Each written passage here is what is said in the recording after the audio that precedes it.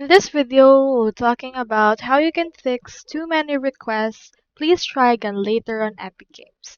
So if you're having this kind of error, then I have the right method for you. So I have in here this help article from Epic Games themselves, and if you're getting that particular error message, you can try using an incognito tab or a different web browser. So what you can do is if you actually still have that, Epic Games cannot actually clear this error. So that is because this particular error is typically an IP associated error.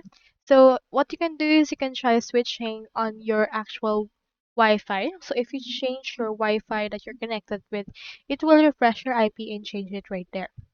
So what you can do is you can click on the back right there, switch your Wi-Fi, and then once you have switched the Wi-Fi or other mobile data, you can proceed to actually log back in into your Epic Games and you can actually try again. Another option that you can do is just wait a few hours and try back again at the Epic Games in order to see if you will be logged in next. So that's all there is today and I hope this video helped you.